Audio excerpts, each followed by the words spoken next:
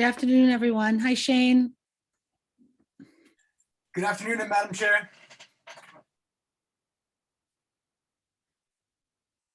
Certainly would love to get started on time, but also waiting for the lead sponsor. Looks like she's coming in right now. And we have our all of our first panelists here. Excellent. With the Boston Public. Hello, Councilor Campbell. We also have the Boston Public Schools and then the advocates.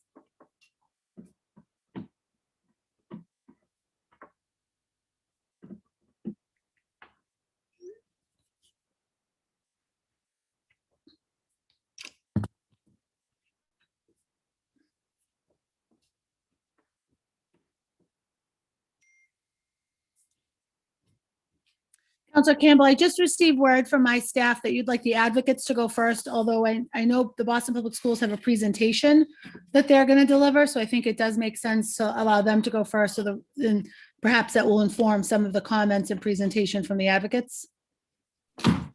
Yeah, I mean, I think the hopes was, sometimes a district can go really long and frankly, I want to be respectful of people's time. So I'm fine with that. I sometimes want to defer, switch it around to allow folks to go first. But if they're going to go briefly for a presentation and then we can go straight to the advocates, that'd be great. Yeah, no, and there'll be no break between. We'll go from from the BPS administration to your panelist on the advocates sort of panel, but all at once, and then we'll open it up from there.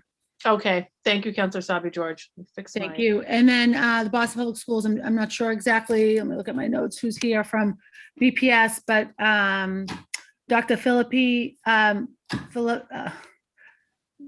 Regine, you'll have to correct me on the pronunciation of your name. I'm sorry about that. I don't know if she's here yet. I'm sorry, I am here. I lost connection. That's fine, no worries. It's like Filipo, Filippo. Oh, Filippo, I'm sorry. Thank you. I appreciate the correction, Dr. Filippo Pierre. And will you be leading the presentation? Or Yes, Dr. yes, I will. Okay. So is it a brief presentation? Yes, it is. And I'll make it even. I love that. That sounds great. Thank you. And so Shane or whoever from central staff, when we're ready to go, I'm ready to go because it looks like we've got the sort of the critical mass of our panelists here. I believe we're all set. I know we're live streaming right now. Yep, good to go on my end. Thank you, Carrie. Councilor Campbell is lead sponsor. Are you ready for me to proceed? Yes, I'm ready. Thank you. Thank you. All right, good afternoon, everyone. My name is Anissa Sabi George. I'm chair of the Council's Committee on Education. Oh, just lost my notes. In accordance with Governor Baker's March 12, 2020 executive order, the City Council will be conducting this hearing virtually. Today's hearing is on docket number 0358, in order for a hearing regarding summer learning opportunities and summer planning for the 2021-2022 school year for the Boston Public Schools. This public hearing is being recorded and live streamed on boston.gov/city-council-TV. It will also be rebroadcast at a later date on Xfinity Channel 8, RCN Channel 82, Vios Channel 964. We will take a public testimony at the end of this hearing. If you wish to testify, please email Shane, SHANE, .pac, PAC, @boston.gov to sign up. When you are called, please state your name and affiliation or residence and limit your comments to no more than 2 minutes to ensure that all comments can be heard. You may also submit written testimony by emailing ccc.education@boston.gov. We'll make sure that that written testimony that's been electronically submitted, or you could mail it to us at City Hall, will be added to the record. Today, I am joined by our lead sponsor of today's hearing, Councilor Campbell, and other colleagues, which I will check to see who's joined us prior to. I've just got to make sure I'm getting around on my screen here. You think we would manage this by now. I just want to note who has also joined us in addition to the lead sponsor. We are joined by no other colleagues at this time, although I'll announce them as they do arrive. Councilor Campbell, welcome. If you'd like to give some brief opening remarks.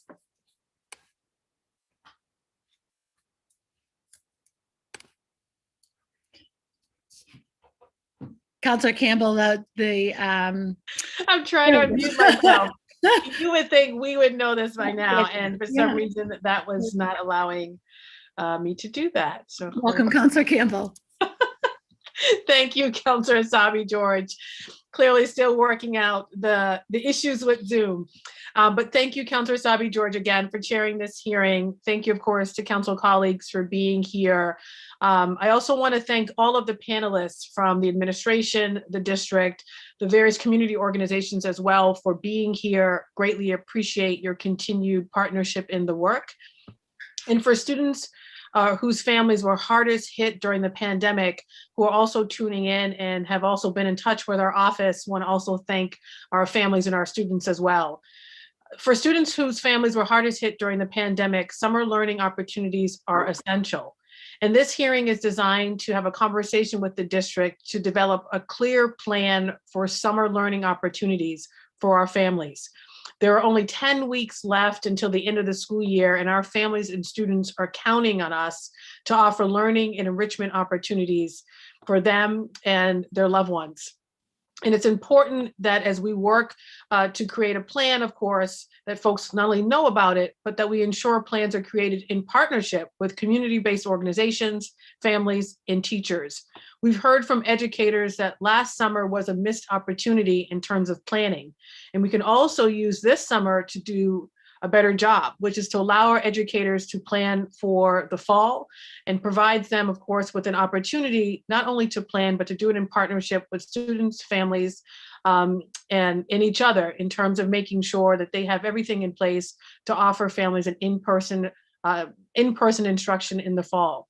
But for this to happen, we of course need to invest in this additional planning time this summer and ensure a smooth transition to in-person instruction in September. There is an opportunity in that we've just received federal relief funds in the millions, which will give us the resources we need to stipend teachers, school leaders, and other staff members to have not only real planning time this summer, but also we could use these resources as a way to ensure folks in the community and our students are receiving academic instruction, tutoring, creative opportunities to get outside safely, of course, to respond to issues of mental health. This summer is a critical opportunity for us to do all of these things. I want to thank, of course, all of the panelists for being here today. Looking forward to hearing your thoughts and ideas, as well as the district for offering up plans. Looking forward to hearing more about what the district is thinking, how the federal dollars would be used for summer opportunities, and of course, engaging in conversation. Thank you. Thank you to the lead sponsor, Counselor Campbell, for this, and we will get to our first panel. I also want to note that we've been joined by Counselor Bach, although I do want to get to our first panel so we can get into the discussion about this very important work. I'm grateful for everyone who is here with us.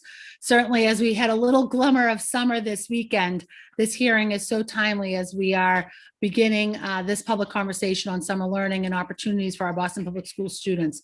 As a former teacher, I know how critical summertime is for providing our students with those opportunities to develop personally, academically, and socially. And we have to learn from those challenges that we faced and those missed opportunities from last summer for sure. And I look forward to hearing from both our advocates and the Boston Public Schools administration that's here with us today. So I'd like to introduce the BPS panel, who is, I think, led by Dr. Filippo Pierre, who's the Deputy Chief Academic Officer, and I'll allow her to introduce her team that's with her today and get to the presentation. We will then immediately be followed by a number of advocates who are sort of living in this space and doing this work every single day as well, and then get to counselors' question and sort of that public dialogue and back and forth. Thank you, Dr. Filippo Pierre. Sure. Good afternoon, distinguished counselors. My name again is Regine Filippo Pierre. I'm the Deputy Chief. I'd like to introduce my team with me. We have quite a bit of us here because it's a joint effort to put together summer learning. I'll just go in order of team members that I see. I'd like to introduce Marcia Inez Mitchell, Solange Marchand, Shannon Hayes, Dr. Sylvia Romero Johnson, Do we have any other team members with us? Okay, great. I will invite Shannon to share the deck.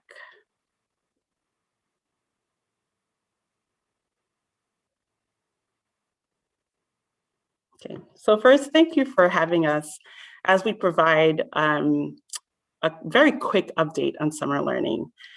Our aspiration for this summer is that every student has a plan for the summer and that parents are empowered to choose the right fit for their child. So that may mean a BPS program, that may mean an outside program.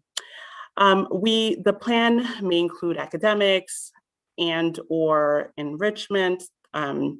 It may include for our high school students employment as well or internships.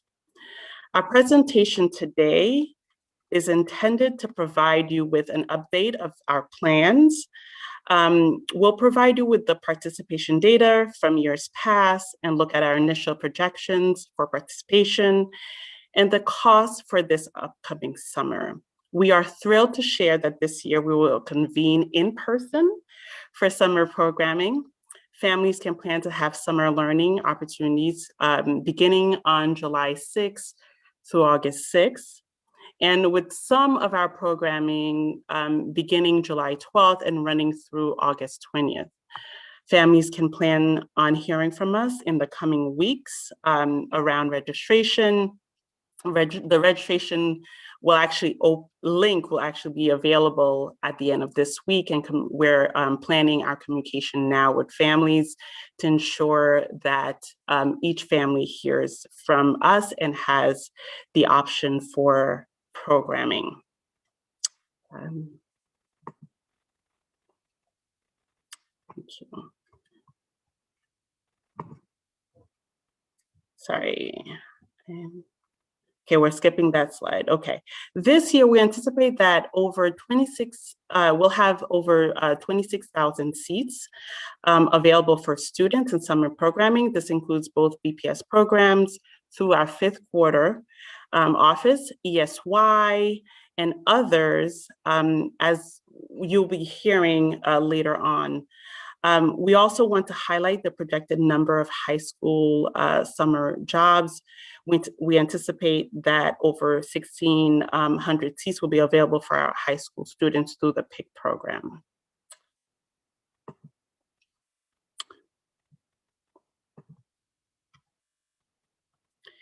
Here we show the number of students served over the past 2 years in comparison to the projected number of seats for summer 2021. We would like to highlight the slight increase in PIC jobs, ESY seats through Boston After School and seats through Boston After School and beyond. Though in some programs there was a slight decline in the number of available seats, but overall there is an increase in seats.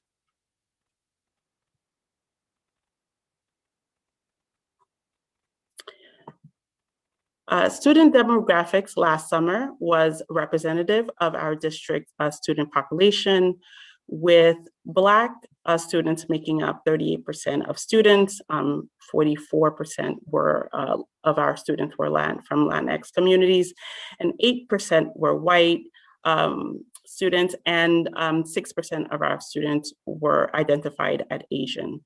44 to 40% were students with IEPs and English learners, respectively.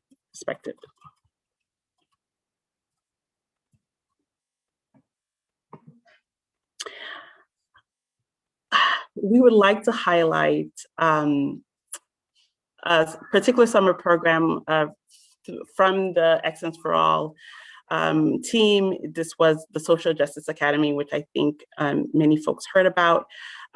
It's really representative of the kinds of programming we want kids to experience, at least academically.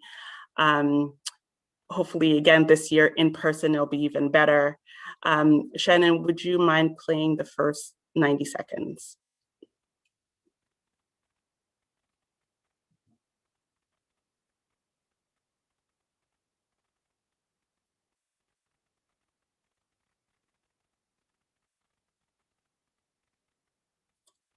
I don't think we can hear. We don't have audio. Okay, all right. So in that case, you have access to this slide deck, and so you'll be able to see some of the great work that happened last year that we'd like to continue on for this year. At this point, I'll turn it over to Shannon, who is our Director of Summer Learning. Thank you, Regine. Can you share the presentation so I can read my notes? Yes, ma'am.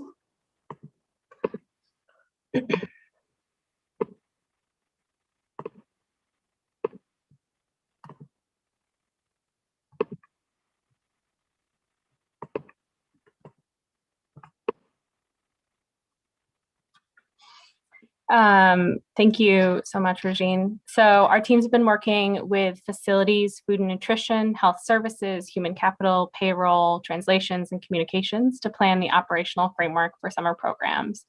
We've begun the hiring process, and we're working with an advisory group of BTU members and leadership to strategize around staffing for the summer. We've also worked with our translation team to create communication for all families and schools to make sure everyone is aware about the available opportunities for summer that you'll hear about during this presentation. We're preparing professional development and resources for staff, as well as ordering curriculum and PPE to make sure that we are preparing for a safe and enriching in-person summer with remote components for families who request it. Next slide. Paying careful attention to any additional social emotional needs created by or exacerbated by the pandemic has been critical to our summer planning. In order to support students' mental health and social emotional learning, we have put in place a number of supports. Teachers will receive restorative justice training on Tier 1 community building, which is characterized by the use of social emotional skills and practice in the form of classroom circles to build relationships, create shared values and guidelines, promote restorative conversations, all with the goal of building a caring, intentional, and equitable community with conditions conducive to learning. In partnership with Boston After School and Beyond this year, we're focused on supporting the positive development of youth voice and autonomy through a PD that walks professionals through their own biases and what youth can and cannot do, while supporting the creation of pro-social programming that affords youth greater choice and input into the activities and structure of all summer learning. For our Tier 2 and 3 supports, we have social workers in place and available over the summer to support students presenting with more significant behavioral, social, or emotional concerns. While we plan for the summer together, there will be a number of different program initiatives. So I'm going to pass it to Solange Marsan to tell you about Summer Early Focus, our early childhood program. The P22 department will run programs in underserved neighborhoods and will be located at the West Zone ELC in Jamaica Plain, East Boston EEC in East Boston, Edison Parks EES in Mattapan, Orchard Gardens in Dorchester. Summer Early Focus will be a full-day program offering academics with a highly engaging and culturally responsive content for all of our 3 grades. Students reinforce their skills in foundational literacy, math, social emotional, and with some enrichment activities. The content will be delivered by a highly qualified staff of 20:2 ratio, incorporated in the program of field trips, on-site visitors that will complement students' summer learning experiences. Lessons learned from last year, we are planning on servicing 500 children. With our budget, we plan on building individual kits for materials for each student in our programming, including all K to 2nd students who will be using our curriculum and are part of the 5th quarter summer learning. Back to you, Shannon. Thanks, Solange. So the 5th quarter summer learning academies are 5-week full-day programs focused on academic enrichment, staffed by BPS teachers and run by a school or a community-based organization. Some of the summer learning academies feature interest-based experiences like outdoor exploration, sailing, soccer, or arts. These programs are offered in partnership with Boston After School and Beyond and aim to strengthen the effectiveness of school community partnerships and close opportunity gaps by providing engaging, enriching academic and social emotional support to BPS students across the city. Next slide. We've engaged 30 community-based organizations to run 43 of our summer learning academies. These programs all feature engaging enrichment activities to develop student social emotional skills, increase student efficacy by building skills and competencies, and get students moving outside through activities led by our community partners like Thompson Island, Outward Bound, Crossroads Camp Wing, Boston Scores, the Franklin Park Zoo, and many more. High school credit recovery programs are run by schools and provide a critical opportunity for students to complete or recover course credits with social emotional supports and student-centered differentiated instructional tasks consistent with each school's instructional focus. This year, we have 25 schools that will run summer credit recovery programs for over 300 students. I will now pass it over to Sylvia Romero Johnson to tell you about programs offered by the Office of English Learners. Thank you so much, Shannon. I am excited to share with you the summer learning update for the summer of 2021. We know summer learning opportunities for our English learners are so important in order to continue building language skills, build social emotional skills, prevent summer learning loss, and give students exposure to social and academic language opportunities and enrichment. Through the collaboration with other teams, other summer program teams, the Office of English Learners is ensuring that our English learners of all ELD levels will have access to programming that will work best for them and their variety of needs. In particular, we're partnering with the early childhood team to ensure our English learners have access to this programming, as well as reserving at least 80 seats for students at ELD levels 1 through 3 with Office of English Learner funding. Based on where our English learners live in Boston, we are working to ensure that our offerings are located strategically across the city in order to meet our students' needs. I am now going to pass it on to Ethan Davelmont Burns to speak about the special education summer program. Thank you. Hello, everybody. Nice to see you all. I hope everybody's well. We are looking forward to the summer and planning a lot of comprehensive plan for both ESY and compensatory services in special education. And so we want to review both of those pieces.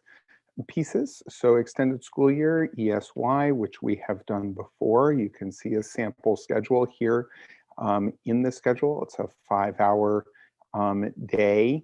It's going to be 5 days a week. And this year, we are extending it by 1 week to provide students with additional learning opportunities due to the COVID-19 school closures. So we're showing that investment there to make sure students get what they need. Here are the dates, and we have close to 5,000 students that are eligible for this.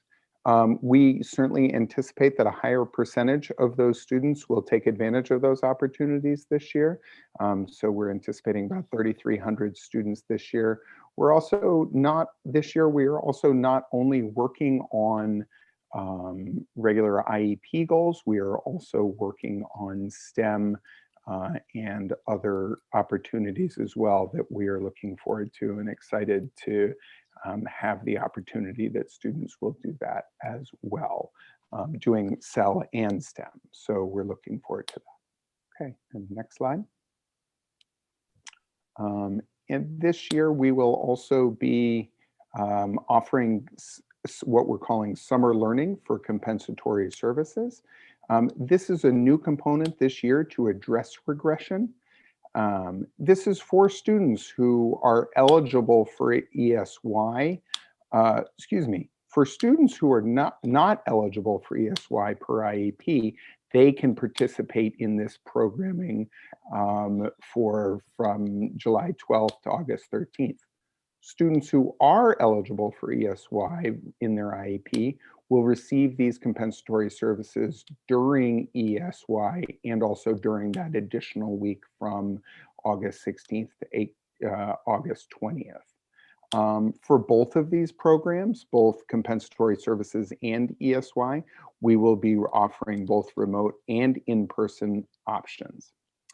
And finally, just want to share that students who are not eligible for ESY but have been determined eligible for compensatory services will have the option to receive compensatory services or to receive only the compensatory services, or will be able to participate in a 3-hour program that will include other compensatory services like ELA, math, rules-based reading, or other programs that may be in your IEP goals.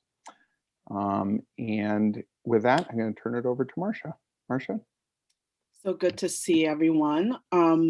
This summer, we are super excited that the City of Boston's Office of Workforce Development is planning to continue a Learn and Earn initiative that was launched last summer in response to the pandemic. And this model really allows our young people to take an actual college course and earn a weekly stipend for attending the class, engaging with their professor on a weekly basis, and also taking advantage of some of the other resources our campuses have to offer, such as tutoring resources and college and career advising and coaching. They will engage in this for a duration of 6 weeks and up to 25 hours per week. Eligibility will be based on their grade level, as well as we'll be looking at income levels to make sure that the students with the highest need has access to this amazing course opportunity. There will be about 150 seats in the Learn and Earn initiative this summer. The partnership will be with Bunker Hill Community College, and the course grades, the end of course grades that the students earn, will be applied to the BPS transcript and can be used as a mass core elective. Next slide. So many of you are familiar with the Boston Private Industry Council. They have picked career specialists across our BPS high schools that really supports our students with placements, internships, and service industry jobs. Their career specialists really work with our school counselors and other partners to increase the readiness of our students to access these opportunities, meaning really supporting them with understanding the application processes, all of the options and opportunities that are available to them, because sometimes it can be so complex with various applications across entities. So we are excited that the PIC this coming year, they're projecting about 650 jobs. The last time I spoke with them, they say they're looking at closer to 2,000 job placements for our young people. And so we are excited that they are continuing to inform our families and our students around these processes and work with them to ensure that they have a full understanding of these opportunities. They have created an initial job application as an initial step for students to access their summer jobs. Next slide. And in addition to the PIC, these are the 5 intermediary job placement agencies. And through the ABCD Summer Works, YOU, YEE, MLK Scholars, and Success Link, our students will have access to jobs in the public as well as the private sectors. Students will also build leadership skills, financial literacy, and give back to their communities in meaningful ways. So it's just not about work. For example, through the ABCD Summer Works program, it is a 7-week career development opportunity where the initial portion really consists of job readiness workshops that includes things like money basics before the student even transitions to the worksite or the paid internship.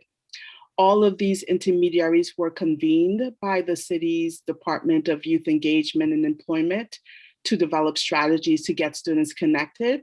And since that convening, BPS has held a large kind of district-wide meeting with our school counselors, our partners and members of our family, community, and advancement team to allow these intermediaries to share specifics about their programs, as well as the application processes. So we are providing clear information to our students and advising them on how they can leverage these jobs, even if they have to take coursework for credit recovery or other course opportunities in the district. We don't want our young people to get locked out of jobs if they have to take coursework. So the next slide.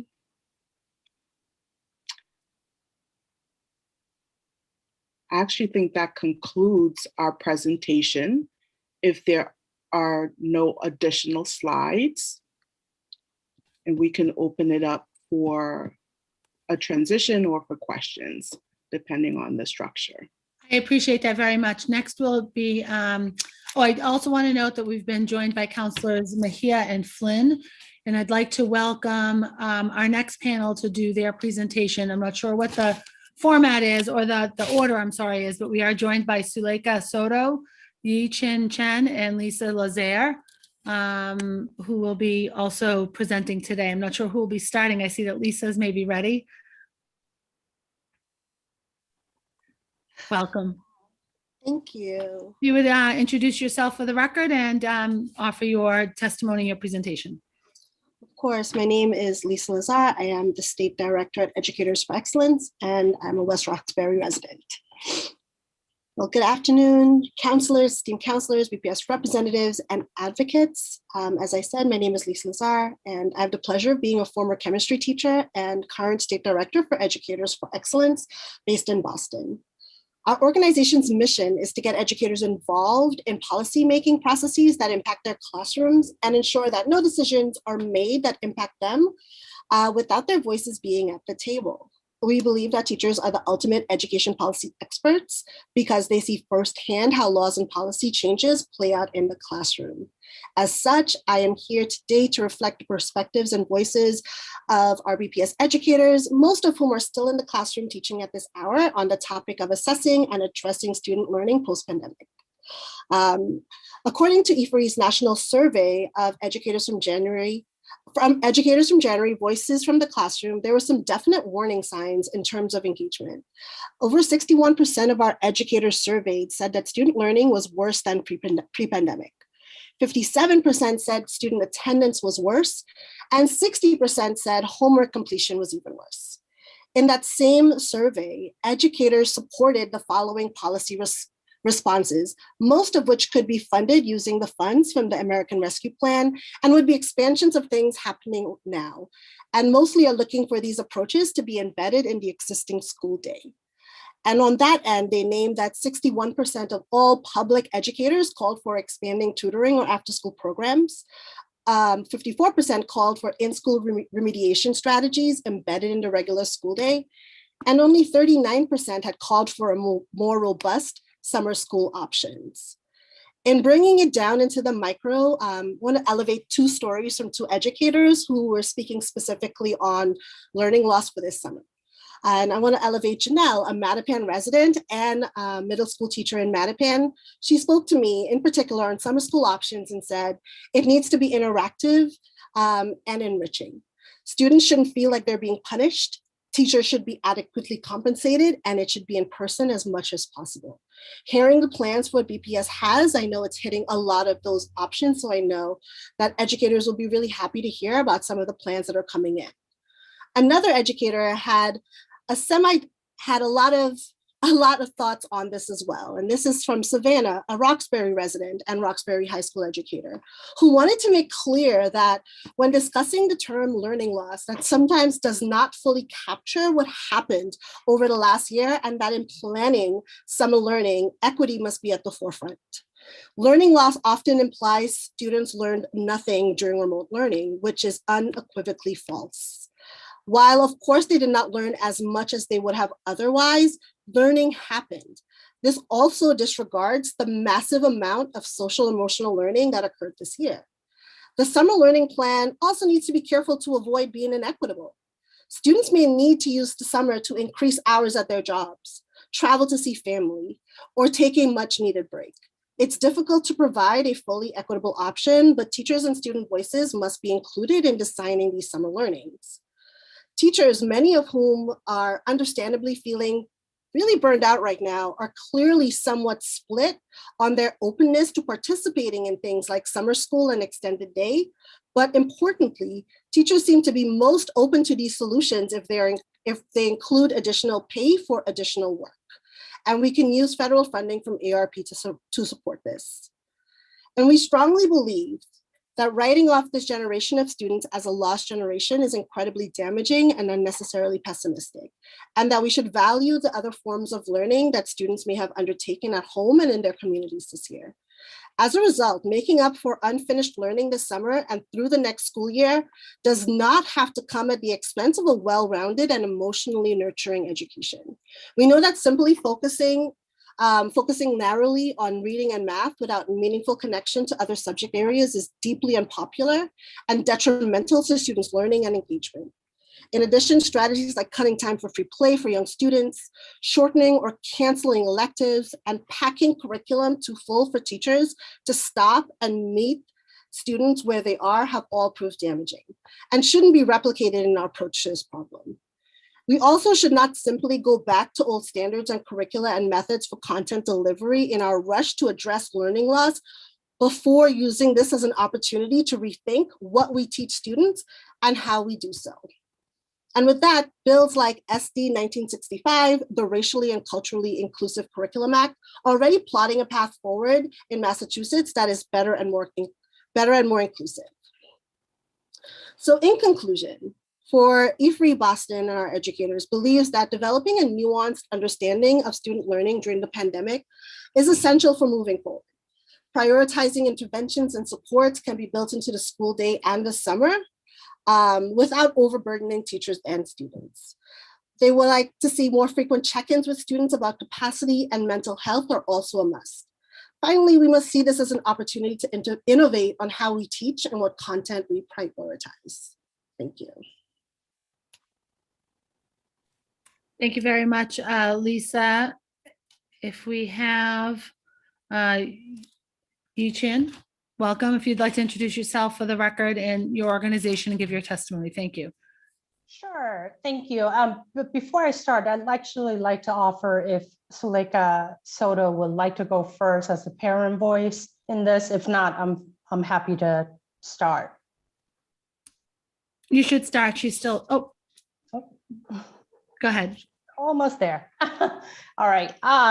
Thank you for inviting me. My name is Yi-Chin Chen. I'm the Executive Director of Friends of Children Boston. We're a Roxbury-based organization focusing on supporting families and children in a 12-and-a-half-year model. We select our kids when they're in kindergarten, and we support them all the way through high school graduation, no matter what. This topic is really personal to us. It's really important and timely. And I think, today I will use my time to share what we have seen in the last year, and as well as to offer some suggestions and recommendation as we march forth with this citywide focus on how do we get our young people back into the school. Friends of the Children Boston has a guiding principle no matter what. That means that we will show up for our young people and families no matter what. Through this no matter what approach in the last year, we actually learned a lot about what works and what does not work for our families. The families that we work with often are the most impacted by the external factors around them. They're considered some of the most vulnerable families of the city. And what we really learned is that any approaches and processes that has to be created and in celebrating and supporting the student loss has to have an equitable philosophy, as well as has to be anchored and guided by the voices of caregivers, young people, as well as educators. These are the people that were the most impacted personally by the pandemic and will be also on the front line and continue to be the most impacted. And so whatever we're planning, we must find ways to integrate the voices of these constituents, and not just the one that shows up. We have to find ways to get to those that won't show up, but are showing up in places that we don't reach them. And so with that said, I would like to offer, just on the highest level, I think 4 really key elements that we're learning that we want to urge both nonprofit partners, policymakers, as well as our district to focus on. As we think about how do we bring our young people how do we support our young people in their continuing learning, there are really 4 key elements that have to show up in any program that you're planning or any processes that you're designing.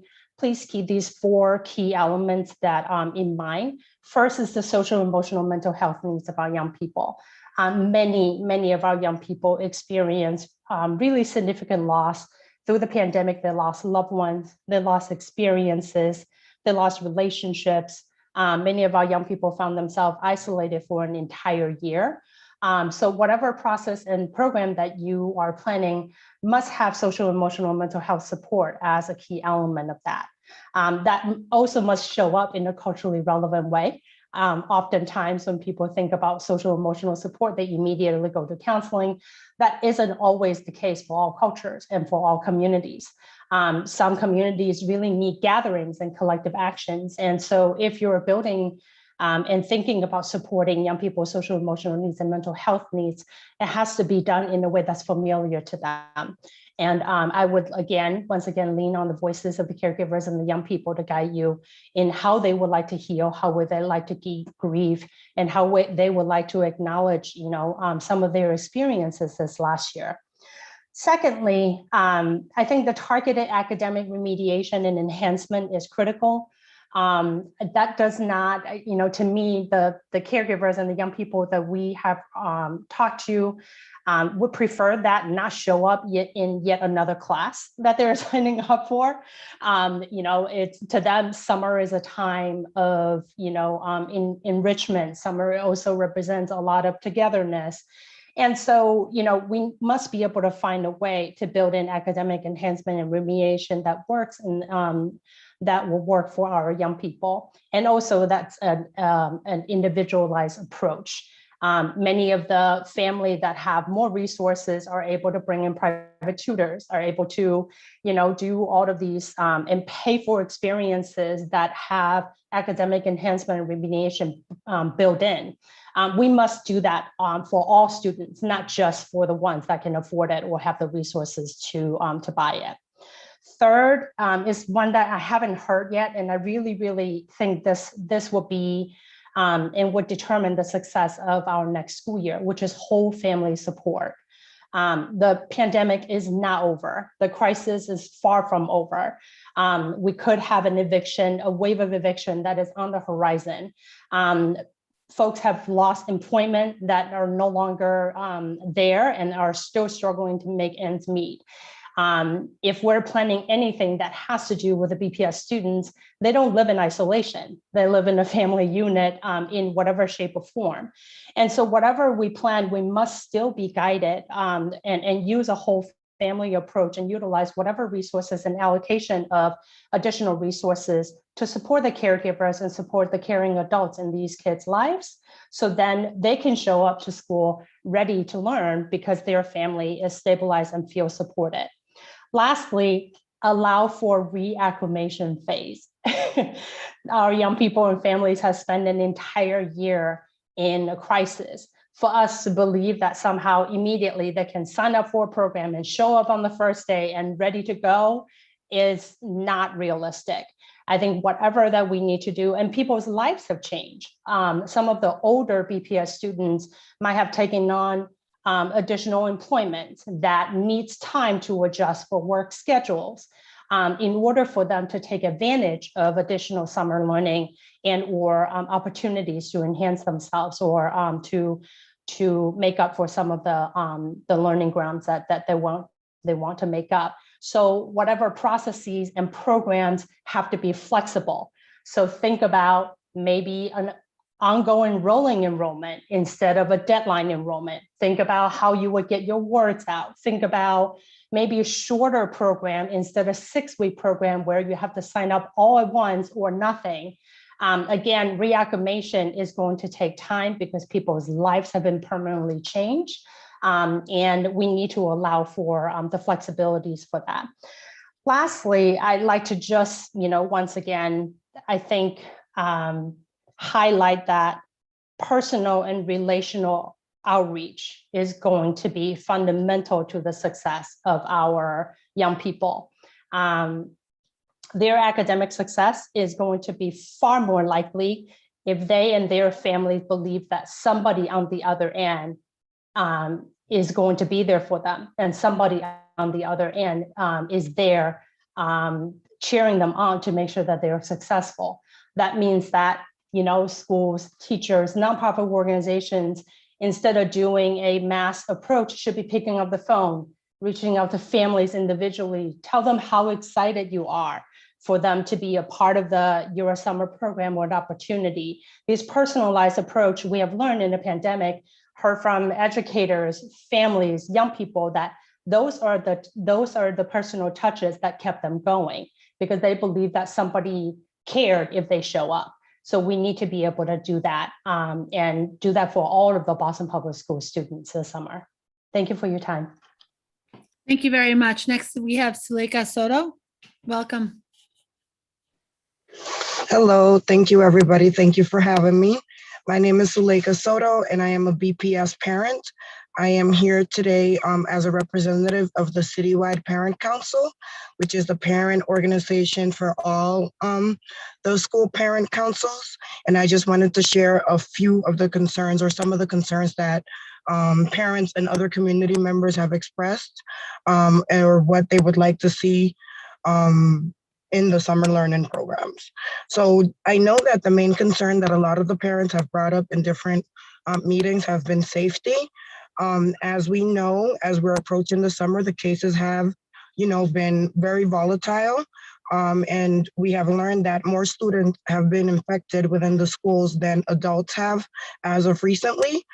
So a lot of the concerns are around how will we ensure that there is safety, that transportation is going to be also safe. Transportation is another concern, just making sure that that's going to be safe. I would say another thing, and I'm sorry because I don't have anything prepared, but I do, I have my notes.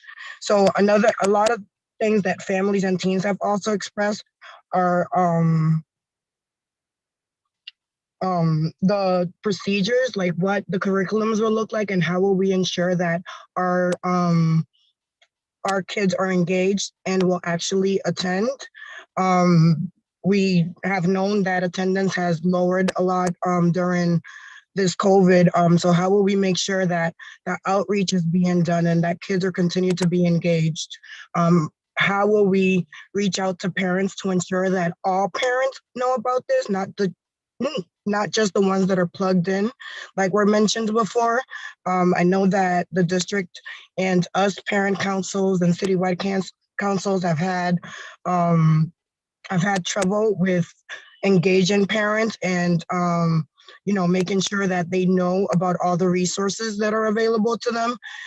Unfortunately, we find that it's always the same parents. So how will we ensure that we're doing the outreach, that the outreach is being done in the native language of the parents? And how will we make sure that all these programs are as accessible as possible to everyone all across the board? So outreach is a big thing. Just making sure that everyone knows. Sometimes we might have to go to the old school ways of just mailing brochures or may have you. Not everyone has access to the internet and is able to read their emails on a consistent basis. A lot of parents just don't have access to that. So maybe just going to the old school way of doing things by mail or anything like that would also help. Just making sure that as many people know about these programs as possible. The same with the teens, same with students, and making sure that they know about these programs and that they're being engaged, that the things that are being taught are things that interest them, they're ethnically and culturally, like that it's equitable, and that they're learning about things that are like surrounding them, and just that it's very engaging as can be, just because I know that that's a problem that we've been having with engaging students. And then also making sure that social emotional piece is key when it comes to all of the curriculums, that's the backbone of everything that is being taught, just ensuring that there is that social emotional piece is always there. And yeah, so I believe that's all I have for now. And then also one last thing, ensuring that all these programs are free. We do have that federal money that has come in. So how can we make sure that these parents are not worried about how they are going to pay for these programs? There has been learning loss. Students do, like mentioned before by Ms. Ian, students want to be able to work, especially those in the higher grades. So how can we make sure that we are compensating them, or as many as possible, to make sure that they're engaged and that they're not choosing to work over, making up for this lost learning and time that they've had. They could do both at the same time. So thank you very much, and you guys have a great afternoon. Thank you very much, Ms. Soto, for joining us and sharing your remarks and representing the Citywide Parent Council. Just looking for my rest of my notes here. I also want to, I think we've gotten to all the panelists. I thank you, everybody, for the presentation, both from the Boston Public Schools, E4E, Friends of Children Boston, as well as the Citywide Parent Council. I will start with, and we'll have a timer because we have been joined by a few of our colleagues, as I mentioned before, Councilor Flynn, Councilor Mejia, Councilor Bach did step away from the hearing, but was here for the presentations. I'll set the timer for 5 minutes and start with our lead sponsor, Councilor Campbell. Thank you, Councilor Sabi George, and thank you to all of the panelists. First of all, thank you to the administration for the presentation, and to all of the panelists, particularly who are from the community, for your insight. Obviously, the purpose of the hearing were to bridge the two, because clearly I think I saw some folks from the administration sort of nodding their head in terms of, I think, things to inform what the district does over the summer, which is great. One question I do have, based on the questions from, or what was just lifted up from the panelists, are the programs that were mentioned by the district, and there's a whole array of them, are they free? The second question is, there was a lot of talk about the importance, of course, of each program, regardless of the type of program, having a mental health, social, emotional learning component.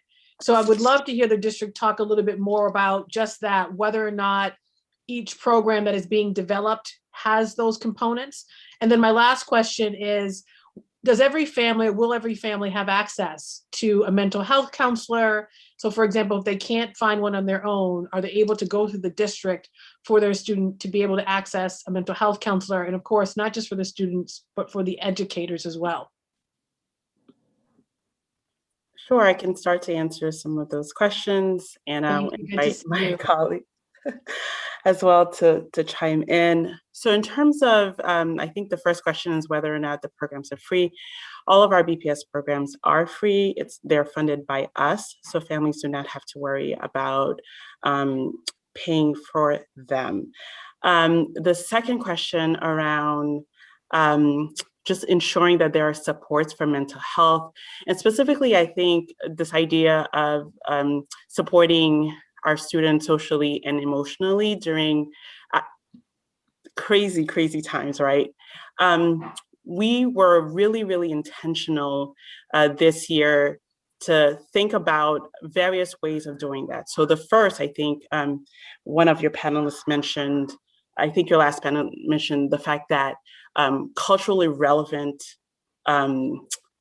content allows you to feel connected, right? And so we saw that happen last summer, and I'll point to a program like Social Justice Academy, for example. So we've been making very intentional efforts to do that, right, for every program this year. We're also making the SGA curriculum available. Kids are investigating things that are very close to their communities and feeling very empowered about that. One example is looking at institutional racism, right? In the 7th and 8th grade, 7th, 8th graders have access to that curriculum. The other piece is that it has been historically part of summer learning that we ensure that all programs attend to the social emotional needs of students. And so in the application for programming, that is explicit. The last piece is the fact that we have made social workers available by region. So each program will know that they have access to a social worker. So I don't know, Shannon, if you wanted to say a little more about that, to the point of having mental health workers. We are working with our behavioral health team to solidify the plans for that. So I don't have additional information to share beyond the fact that we have determined that we'll be able to fund social workers for the summer. So we're still working on the logistics of that. Okay, that would be helpful to, thank you, Shannon, thank you both, to know, because that is one of the questions that comes up outside of will each program have that social emotional learning component, is will a student, for example, be able to access a mental health clinician, a social worker, and then on the flip side, of course, any of our educators or staff. So can look for further details on that. I'm not sure if my time has run out, Counselor Asabi George. Okay. You have another minute. Go ahead. And I'll end with this question. I can save other questions for the next round. Going back to the point around, this was Yi Chen's point around the whole family. Obviously, these are incredible programs that young people will be accessing, obviously with their family. Has the district worked with any of the other city departments? I'm thinking about D&D, the Office of Housing Stability, the various departments that we even interface with to make sure that folks aren't being evicted, helping folks get access to unemployment benefits, you name information about vaccines. How has the district worked with them to develop these programs? And how might families that are interacting with the BPS programs also have this information readily available as they navigate other pieces that might be affecting the family?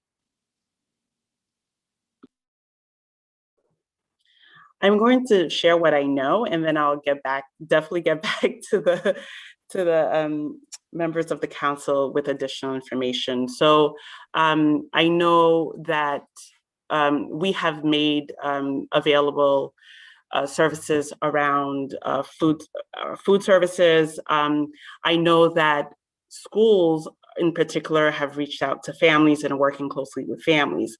One of the things that I was fascinated by was this idea of the whole family. And so I was kind of jotting down like feverishly all of the notes that your panelists mentioned, because I wanted to just go back and make sure that in fact that we had that point of view. And I know that there are certain points that we connect with families. I'm not quite sure that we have been as intentional as your panelists have talked about really thinking about the whole family in every single point of the summer learning cycle. So I was actually really happy to see that, but I will get back to you on that. That's great. And thank you for your candidness. And I'm sure Yi Chen and all of the panelists want to make themselves available to you guys. Thank you, Counselor Asabi George. I can wait for the next round. Excellent. Thank you, Counselor Campbell. Next, we have Counselor Mejia and then Counselor Flynn. Counselor Mejia? We may have lost her. We'll go to Counselor Flynn. Welcome, Counselor Flynn. Thank you, Counselor Asabi George. Thank you for your leadership, Counselor Asabi George, on this important issue. And thank you to the panelists for working so hard during this difficult period of time to provide as much opportunity and programming to our young people across the city during this loss of, of an academic year or services or programming. So we appreciate everything that you're doing. I guess my my question is, well, a question and a comment is, and I apologize, I wasn't at the beginning of the meeting. I know it was on PowerPoint, but are we able to get information that we could provide to our constituents about what opportunities are available this summer, so I can share that document? I think Councilor Sabi George, we're able to share that document. Is that right? Yeah, we should be able to share those slides, but if the district, maybe through Ms. Costello, could send us a one-page or an appropriate graphic to share with our constituents, that'd be great. Yeah, that would be helpful. Even if it was a one page with like a one sentence about what the program does, that would be very helpful. And then I just wanted to mention one other issue is I was at Tufts Medical Center today meeting with some medical professionals about access to mental health counseling for for immigrants, mostly in the Asian community or the Chinese community. So we have some challenges. I'm just want to know if there are any programs that you're offering that might benefit immigrants that have had a very difficult year, and does that include language access in many of the immigrants, like a lot of other people as well, dealt with food access related challenges. So I'll listen to your comment, and I have no further questions. Just want to say thank you to the panelists for exceptional work, and I'll listen to your response. I can take that question. Thank you for that question, Councillor Flynn. I mentioned in the presentation that in addition to all of the summer programs offered by various departments, there is a specific program that the Office of English Learners makes available, particularly for students at the emerging levels of proficiency in English. So definitely there will be support for home languages. And in the future, we want to increase more of that throughout the district. As I mentioned, based on where students live, we're trying to strategically place those programs so that they're accessible throughout the city. Excellent. Thank you very much for everyone's important work on the outreach this summer. Thank you, Councilor Sabi George. Thank you very much. Councilor Mejia, have you rejoined us?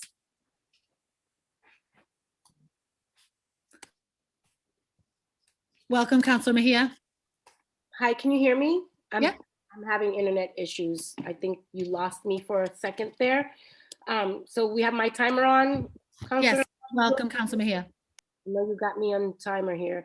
So I'm really excited to be here. Thank you. I'm curious about a few things. How are we implementing I think we're talking about social emotional, building it into the curriculum, specifically into the curriculum. Is that correct? I'm just curious about the whole mental health professional to see how it's specifically being brought into the learning space. Can you talk a little bit about that? And then I have 2 more questions. Do you want them all now, or do you want them on? No, I'm going to do them all because I need answers to all of these things. I'm curious, are we thinking about utilizing summer sessions to create also apprenticeships, opportunities with local trade organizations and other businesses? I think that we have to be super mindful that learning, it's not just about academics, but that learning is about creating opportunities for students to be able to access career exploration. So I'm just curious what initiatives are being sought as it relates to that. Learning, I hope the classroom could be the city, right? So let's just think about that. And then I really do appreciate Suleika and a lot of the questions and comments that she brought to the table, specifically around the civic and parent engagement. I'm curious, what role did parents play in helping the administration design the summer learning programming effort? What role was played by parents in particular and students? And I only have 3 minutes left, so I just need these really short answers. And then I can follow up with you if I need to go a little bit further. So, but I do want those questions addressed. Thank you. Sure. Your first question is around our intentionality of bringing social emotional learning into the classroom. For that, I'm going to ask Shannon to chime in, and then I'm going to ask Marsha to chime in around the apprenticeships for the summer. Sure. So for mental health supports, we are providing training to all teachers on restorative justice, which is a culturally responsive approach to community building in the tier 1 piece of that. So in addition to having it embedded in the community, teachers are receiving specific training around that, as well as on how to encourage youth voice and autonomy in their programs. And then we'll also have that piece that we talked about with the social workers available to all students. And then I'll pass it to Marsha. In regards to apprenticeships, beyond what our 5 intermediaries will be brokering for our students district-wide, we are working very closely with the district's Office of Career and Technical Education to open up access to summer apprenticeships aligned to students' CTE pathways. There's also various agencies such as Digital Ready, who has presented to our school leaders around career development opportunities that are paid internships during the summer months. So it's a both and. It's both being brokered directly from the district, but also through these intermediary organizations that I mentioned. Oh, I'm excited about that, Marsha. I think they're going to get paid too. That's yes, great. Absolutely. Thank you. And then I'm curious who can talk. Wow, we're good on time. Who could talk to me about the family engagement and the role that they played in helping to shape this experience? Sure, I can talk a little bit about that. So when we think about the role of the families, I think most often about the schools. And so I'm really excited at the fact that we have a number of school programs happening. And so I've heard from principals that there is a direct correlation between the kinds of programs they're putting in place and the voice of the families, right? So they're putting programs in place in response to family needs, right? And to the needs of their students. So I'm actually like ecstatic about that. So that's one level. Another level is the fact that we hear informally and formally from parents. So informally, parents are contacting us. So we have a program right now that's an after school program where parents are formally contacting us and saying, my kid needs X, or my kids need Y, or this is too much. All of that input, and then the formal is through a survey. We do parent surveys. And so all that data is used to create summer programming. Thank you. And you see me anxiously trying to get one more word in before I get muted, is that to Suleika's point in terms of just really thinking outside the box for traditionally, for people who are not on social media, I would really urge the district to identify not just nonprofit organizations, but to really tap into businesses like the bodegas, the hair salons, all of these spaces where families convene and go, because this is an amazing opportunity, and especially if it's free. It would be such a waste of time and energy if those who need it most don't have access to it, and those who are usually privileged, who know how to read and write and who know how about all of these great events and activities, that they will be the ones that are lining up, right? So we need to be really intentional about making sure, and I would even ask the district to really put some action plans around like the percentage of the most vulnerable students that are signing up and how you're gauging that. To Suleika's point, I think she really brought a lot of some of the things that I would bring to the conversation. So I'm really happy that she was here to inform our thinking, but that's just one of the things that I wanted to offer, is just being really intentional about your outreach. Thank you. Do I have time to answer? I don't know. George, of course you do. I try not to mute colleagues or guests. Thank you. Okay, I'll be really quick. So we do also work through external and third, our community organizations. So I have an example, for example, of the Immigrant Family Services Institute, FC, that I've worked really closely with. They're really connected to the Haitian community. They bring programming to us and say, this is what our families need. So there is the voice of community members, families who are not connected, who may not feel, I'm from an immigrant community, right? So who may not feel connected to the formal structures of BPS, but who are connected to their community-based organizations. And so those community-based organizations come to us and say, these, again, just like the schools, these are the programs our families need, and we're funding those programs free of charge for families. Thank you, Councilor Sabi-Jo. I was just joking. I know you don't mute us. I'm just teasing you.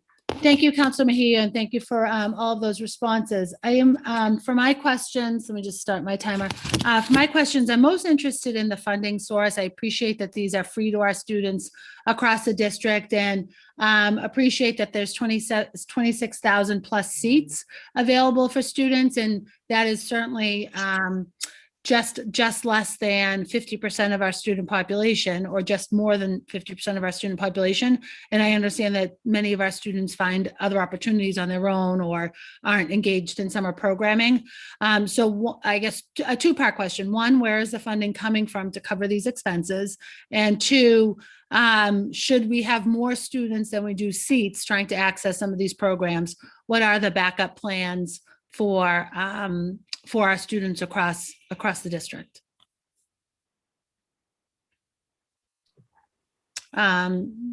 Dr. Philippa Pierre, maybe. Thank you. Sure.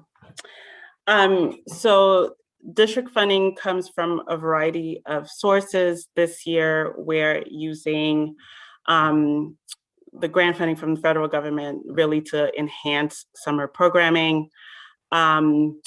So in terms of the availability of seats, we increased the seats from last year. We're anticipating that we have enough seats available. Again, a number of our schools are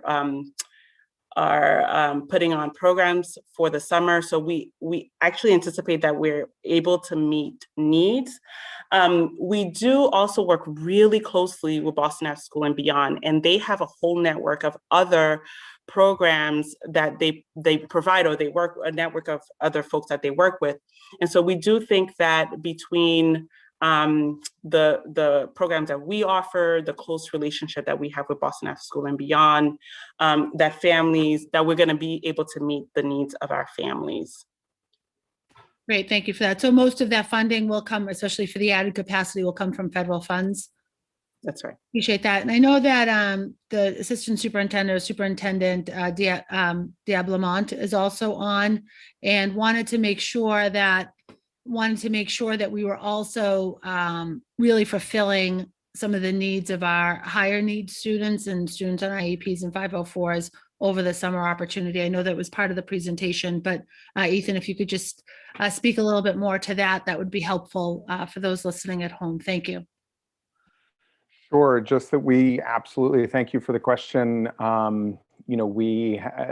Boston has a history of offering ESY and a robust ESY program, and we're excited to be able to offer it again this year, and excited to be able to offer it both in person and also remotely for those who feel like that is better for them and their families for whatever reason. So we're excited to be able to do that. So that will be regular ESY program, and for those who qualify for compensatory services, we will also, if it fits, and those are individualized decisions, but we are offering an extra week of ESY services as well. So we hope that will help some of the regression that has happened as well.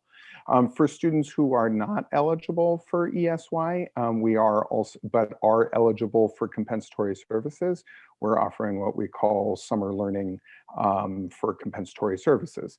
And that also will be in person or remote, and often will be at sites, if not always, will be at sites where ESY is offered. That will be a 3-hour window. But we will be providing transportation, and also all IEP goals will be able to be addressed through that. So if you don't have ESY in your IEP, you can still access those services if you're eligible through your CCS meeting with your team. So That's great. I hope that answers your question. That's very helpful. Thank you for Yeah. that. And then across a few other things. One, and just want to sort of celebrate and applaud the effort of the PIC to make sure that many of our older students have some employment opportunities this summer, and know that those are often very enriching opportunities. Also want to just appreciate Yi-Chen's comments around the whole family work and whole family supports, and appreciate Dr. Filippo Pierre's commitment to looking into that and of making note. I want to also ask about sort of the balance of in-person, which to me through this presentation is the goal of this, the efforts over the summer months, but will there also still be some opportunities for virtual experiences? Yes, so we are pushing to make sure that there is enough in-person summer learning. So most of our summer programming will be in person, but we do want to make sure that for families that are uncomfortable coming in person, that there are virtual options available for them. So yes, there is a balance.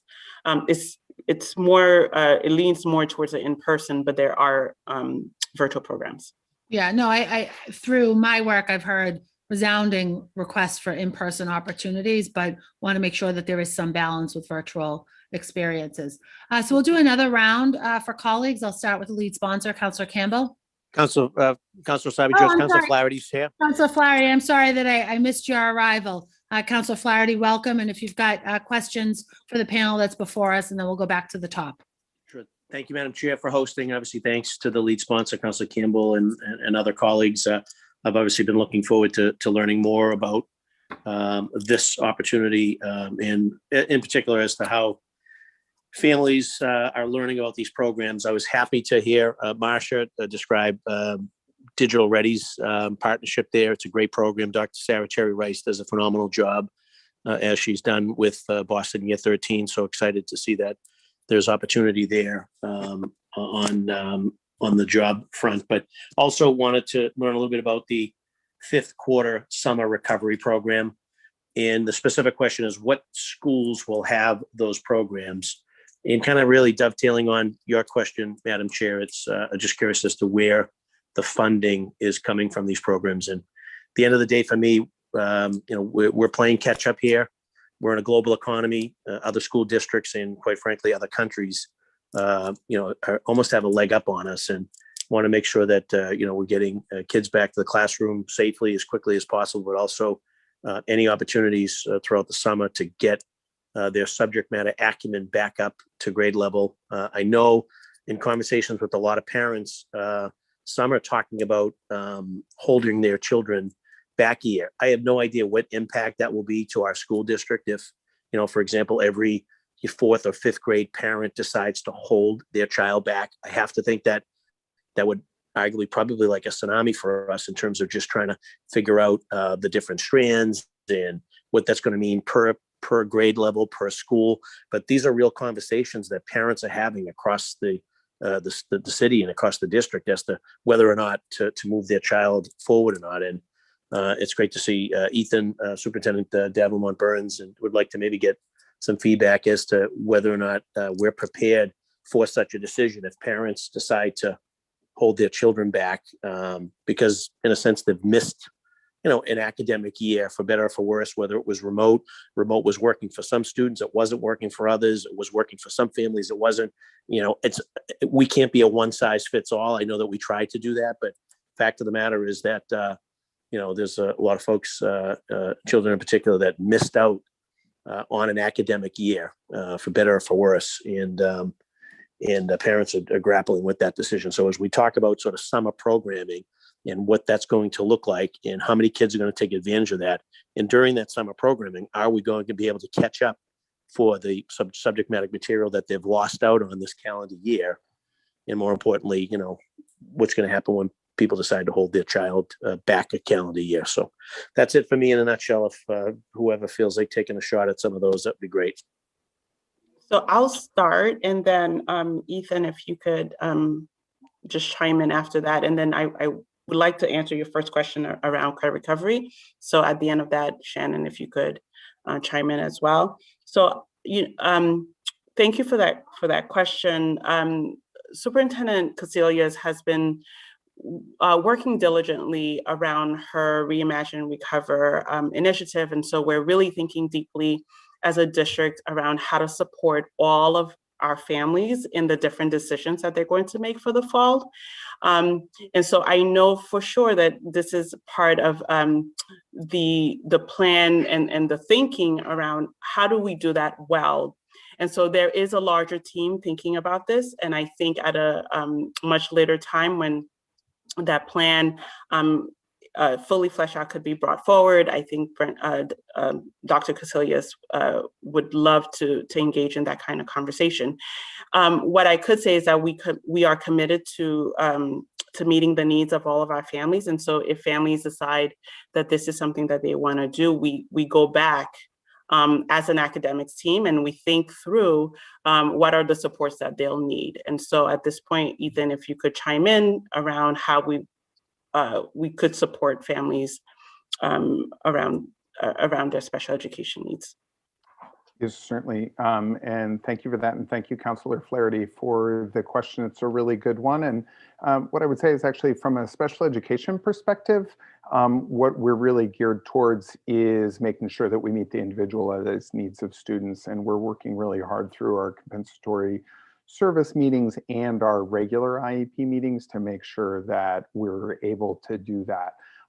And the compensatory service meetings have actually been a really interesting and challenging opportunity to reflect on data and what we mean by progress and looking at progress and what it's actually going to take to make sure kids get there. And that's why we, I think through our summer learning, both through ESY, where we're really going to be looking at those IEP goals, and also the summer learning through the compensatory services that we're offering, we will be hopefully seeing those students make that progress that we're pushing on. But it is, and in terms of actually, if families think that they need another year, we're certainly willing to entertain that conversation.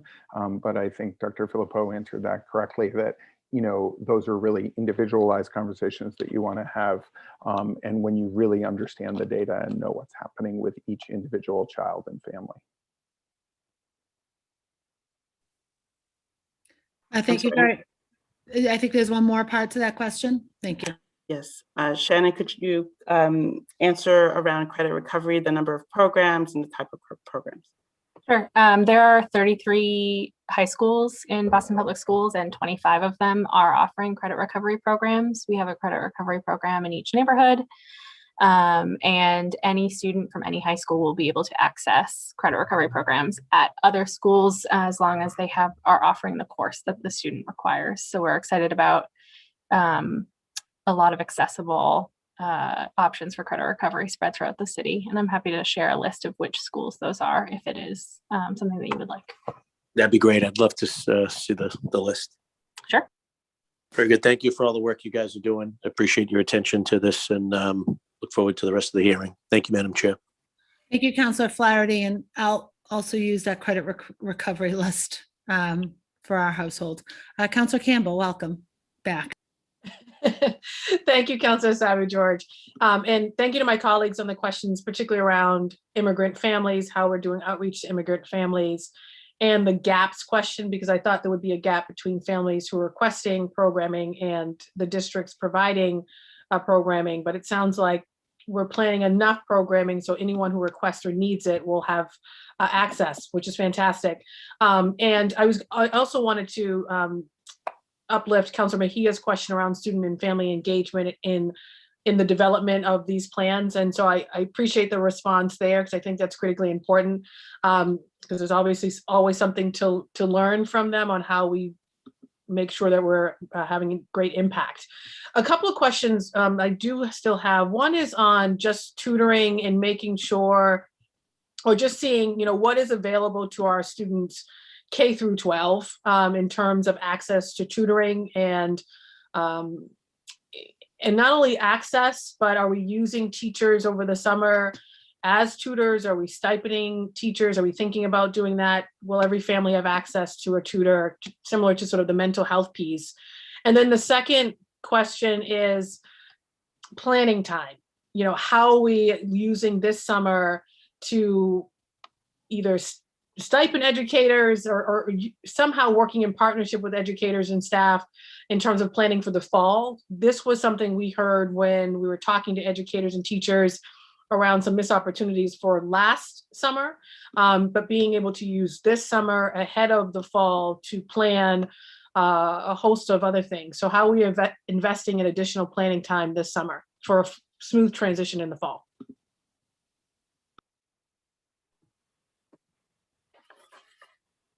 Sure. I know we're talking about the summer, but I do want to point out that the district did invest quite a bit of money, resources, money and time in the spring to provide free tutoring services to our students. And so we're hoping that this continues through the summer. And so, because right now what's happening is that students have access to both ELA, reading specifically, and math tutoring, right, through this program. And so in trying to continue that through the summer, we've done that by pushing it through the regular summer learning programs. There are some programs that offer specific tutoring. There's one program, for example, that's offering math tutoring. Not all the programs are doing it exactly the same. And so they are addressing the academic needs of students specifically, but not necessarily through like a one-on-one tutor, right? And so that's something to think about as a family. If you want a program that specifically targets math skills or your reading skills and you need a small group tutoring, we need to provide enough information so that you choose the right programming. But there are programs that are providing tutoring. In terms of planning time for educators, we're actually involved in conversations. Right now, we're part of a professional learning group looking at how do we, much like Dr. Casilius' plan around reimagining schools, how do we reimagine professional learning for for educators, for ourselves? How do we give additional planning time? And so we are in the process right now thinking about the summer and reimagining the Teacher Summer Institute that that's about 3 days long. And so what is it that we need to plan for? And so we are engaging with our educators now, or we will be engaging with our educators through a task force to really understand what are their needs, and then to plan for, adequately plan for the Teacher Summer Institute. I also know that schools are very concerned about this, and so they're also doing their planning for the week before school starts. So. This is helpful, and would love to continue to get updates from the district on the planning time conversation, because that has definitely come up. And particularly if we want our children back and to give that option of in-person instruction to our families, the summer is just so critical, of course, in terms of planning time. So I fully support anything we can do to support educators, stipend them to be able to make this happen. Clearly, there's not much time left before the summer will be here. And then on the tutoring piece, and I think it connects to an earlier point around how do we make sure that everything we're doing is through an equity lens and that families have equitable access, that it's targeted, that it's individualized for our students and our families. And on the tutoring piece, we do know, obviously, there are many families who have the ability to hire private tutors, to have that one-on-one instruction, which in addition to the academic instruction, that one-on-one time is extremely valuable. There are other layers it offers in terms of social emotional supports. So I would really love to see how we can get, particularly with this infusion of new dollars, to a place where more students K through 12 have access to these individual tutoring experiences. I know there are some programs that have different types of, whether it's math or different types of instruction, but that additional layer or access piece, I think, is critically important, and just as important as the mental health, social, emotional, social worker connection piece. So I want to stress that, and would love to see how we can continue to expand access to that individualized approach in tutoring for families who request it. I saw Ethan. Yeah, Dr. Filippo, if you don't mind, I would just jump in and say one of the things that we've learned through administering the compensatory services is that we have, we're offering, part of it is after school tutoring, right? So that's part of like addressing the regression that has happened. And that seemed to be going pretty well. It's sort of a new program. So when we rolled it out in February, it was, we had some issues right at the beginning, but I think now we are able to enroll students in those programs and they are getting that kind of tutoring. It's not one-to-one, but it is small group. And that's just opening up a new window of time where students can get the learning. And I just really appreciate the push on sort of the academic growth piece. Like we've got to be looking and tracking that and seeing if we're really getting moving on the data in terms of academic growth. And I agree with you that that's critical. And as we move forward, we want to explore whether this model of doing compensatory services is something that we can do for tutoring, and it's not just for compensatory services, but students who just are behind. It's opening up a new window. So I think there would be a long way to get there, but it's certainly a model that we want to look at. And I think the buzzer might have went off, or it did, Councilor Campbell. Councilor Mejia? Councilor Mejia, any additional questions?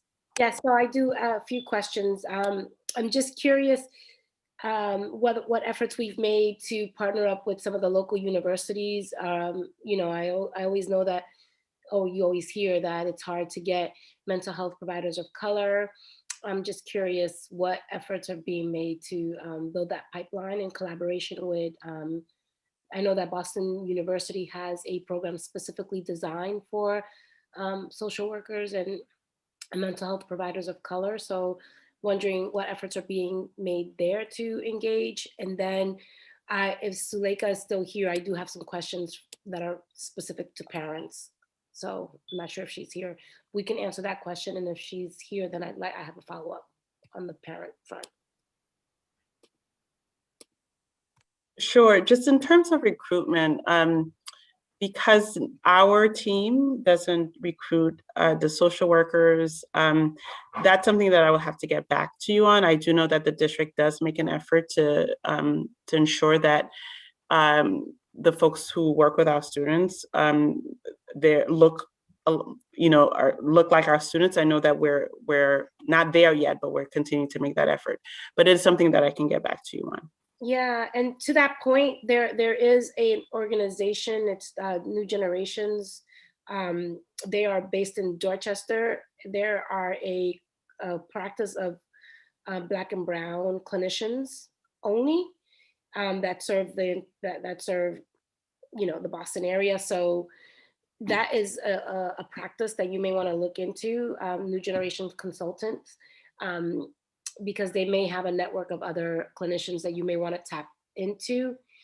And then I know with DECO is an organization that I've worked with in the past. And, they do have some folks of color in that place too. I know they work specifically with McKinley's families, but it's just another place where you all may want to tap in and see folks who are doing this work. And I do have a question. It's specifically in terms of family and community engagement. So if Suleika is still here, you are here. I'm here. Yay, okay, good. So Suleika, I would love to get some insight from you as you hear all of these conversations about, what summer learning looks like. Do you have any suggestions in terms of what the district can think beyond summer learning, like getting ahead of this? How are we, what can we be doing better to not only engage families, but to also think about this conversation beyond summer learning? What are your thoughts on that?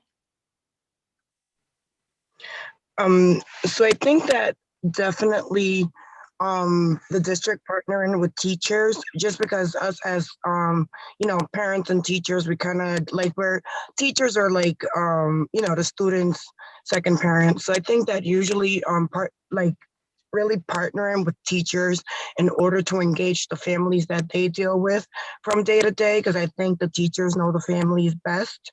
So just ensuring that we use that, that way to do some of the outreach is also like another way that I think would be helpful.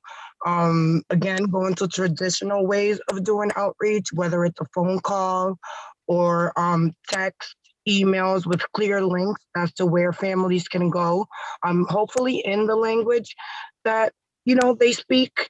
So I think that that's very important. And I'm sorry if you could just repeat your second.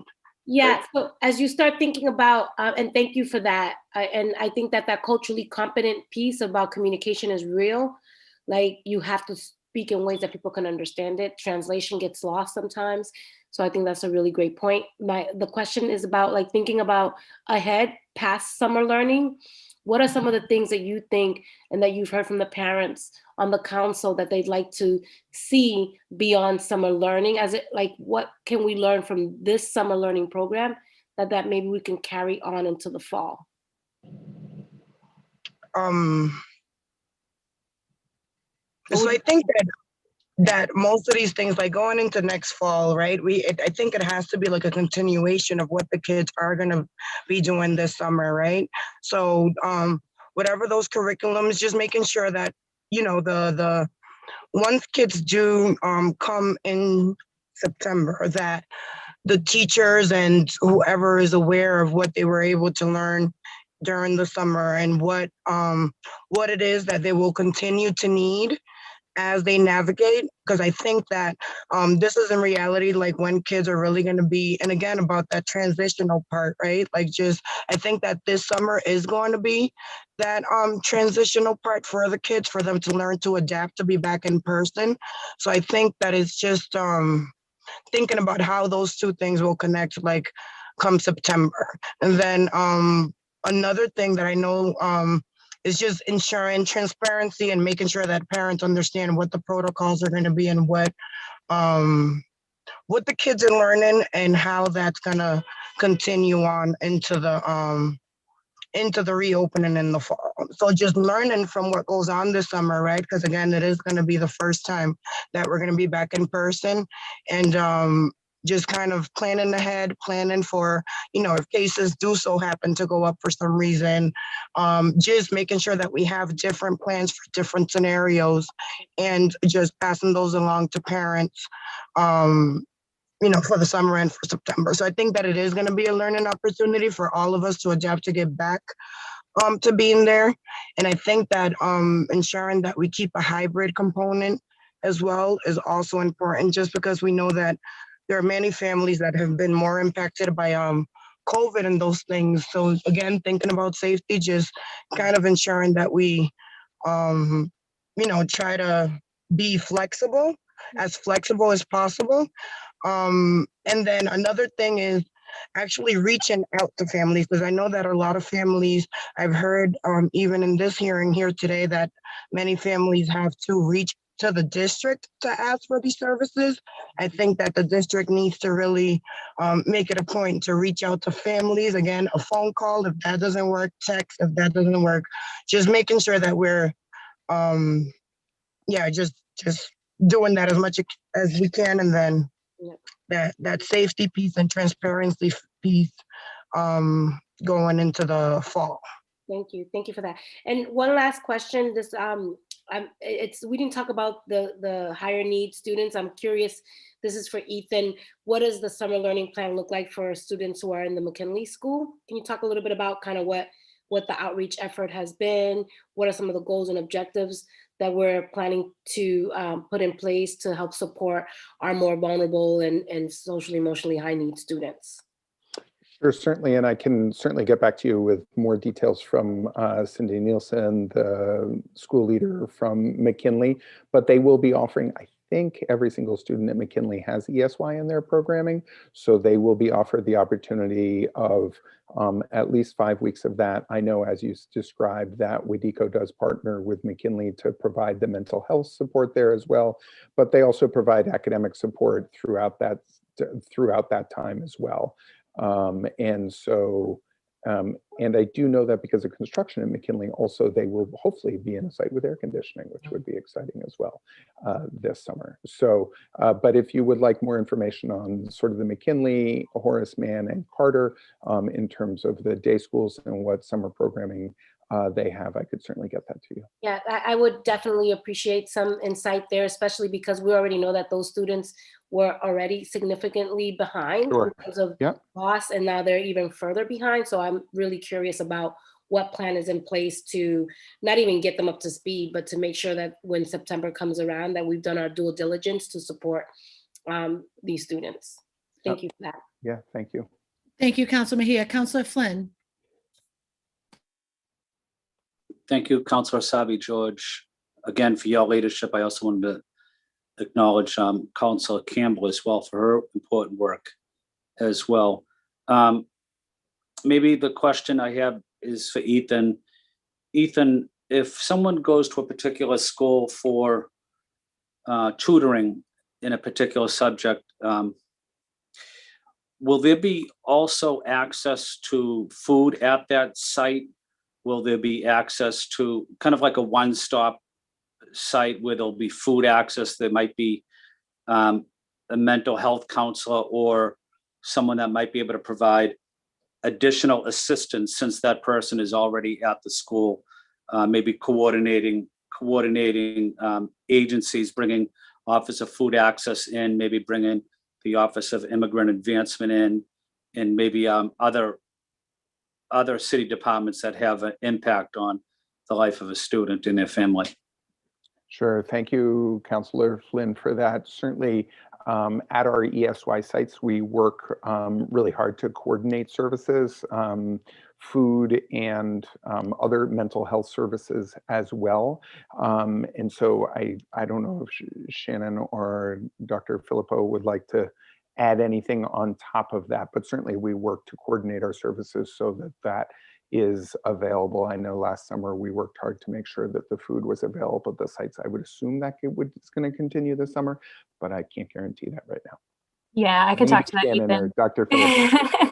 Yeah. So yes, any site that is open to receive students this summer, whether it has ESY or one of our partner programs, OEL, any of the programs will have food access for the summer. So that is something that we will have. The social workers will not necessarily be on site at every school. They'll be assigned to neighborhoods and then as needed be available there. In addition, we will also have nurses at every site to help make sure that students are safe. And then students and any building that has more than one program will have a coordinating director at it to ensure that any parents who need additional information or help finding resources will be able to get to find those things. Thank you, Shannon, and thank you, Ethan. I don't have any further questions. Thank you, Councilor Sabi George. Thank you very much, Councilor Flynn. And it looks as if Councilor Flaherty has left us. Councilor Campbell, this may be a great time to wrap up or ask any final questions. Councilor Campbell. Thank you, Councilor Sabi George. I'm sorry to move to plug in my laptop, which is about to die. But I just have, I guess, a follow-up on some additional questions on two things. One was just on the family engagement piece. And I do recognize that this is sometimes where the district is most challenged. And some schools do it really well at the school-based level. So I'm just curious if there's been any thought on stipending parents to help with the engagement around outreach, and I'm just thinking outside the box. Obviously, there are a lot of community-based organizations that work with parents. Yi Chen was on here, and of course, Suleika and some others, but just curious if we thought outside the box on the family engagement piece. I'm going to invite Shannon to to respond, and I may chime in at the end of that. And I hope that Shannon, your response will also maybe add some of the work of our family liaisons that we've continued to onboard in our schools across the district. Yeah, so in terms of connecting families with programs, that is part of where we leverage the relationships that family liaisons have with the families at our schools. For planning purposes, each of the different initiatives works with families who have been previous participants in the programs to really hone in on the things that worked well for their students, and then places where the programs need to improve. So in particular, I oversee the fifth quarter programs, which are both school-based and community-based organizations. And we ask that those programs reflect on feedback from families through the application process when they request funding from the district for those programs. So they are asked to incorporate family feedback and any additional funding that they require to make sure that those things happen is very seriously taken into consideration, because we want to make sure that those programs are the best fit for the students. Thank you. And I do recognize that not every school has a family engagement specialist, right? Not every school is equipped even with probably enough human capital to do the culturally competent outreach that we would need in such a diverse district, right?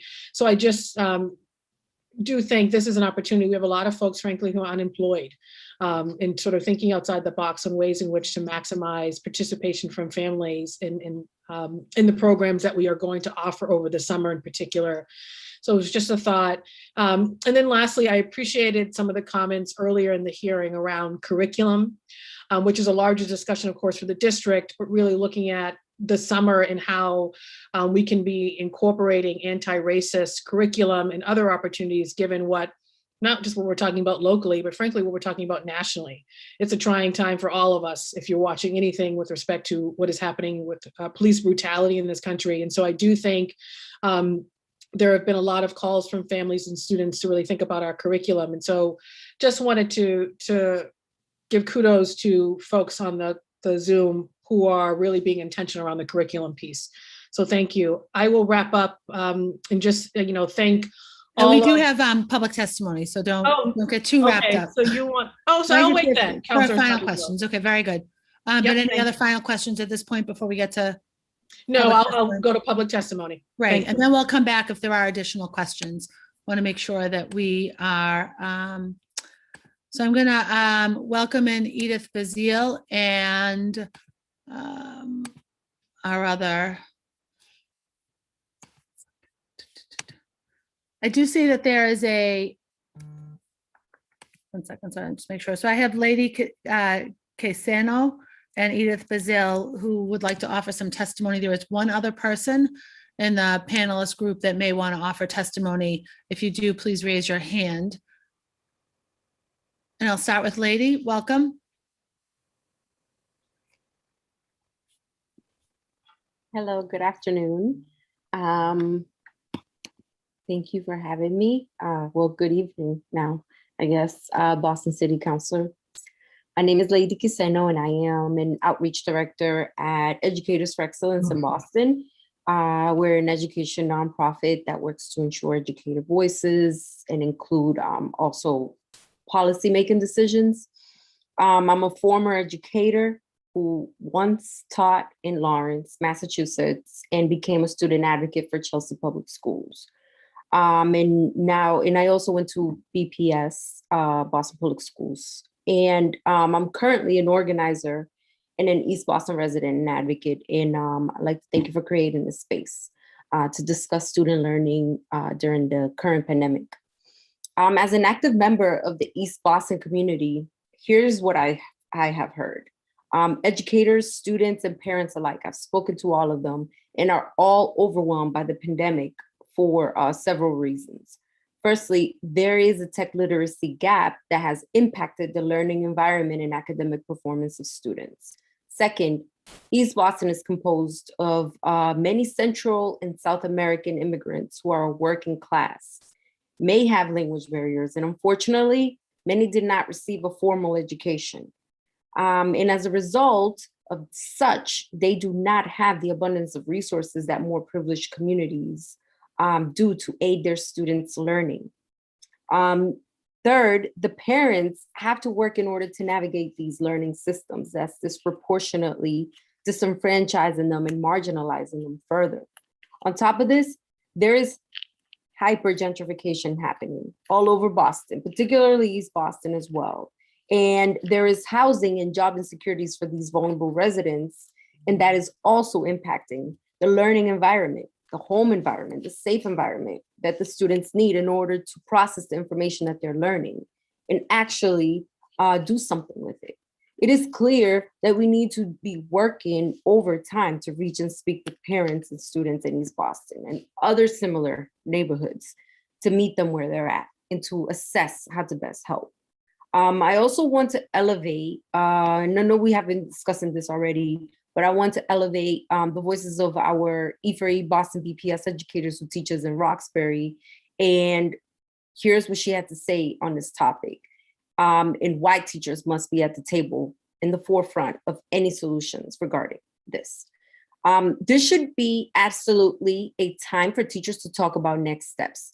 Last summer should have been a time for educators to plan for remote learning. Instead, we spent the summer fighting about what learning model we should have. And we have to make a plan and stick with it and plan for it. Educators and schools personnel are great at adapting. All they need is time and resources and opportunity to do so. At E4E, we believe that assessing and addressing student learning going forward will be and will take both resources and willingness to radically reconsider the systems and structures we've put in place for schools, whether it be schedules and how we move students through content and what content we even teach and emphasize, and et cetera, et cetera. We've provided a huge infusion of resources through the federal stimulus to start making this happen, but it's all up to all of us to push harder if we want to use this crisis as a catalyst for transformation of our educational systems. Overall, I am here to elevate the underrepresented East Boston community, and I hope that this can touch everyone in here.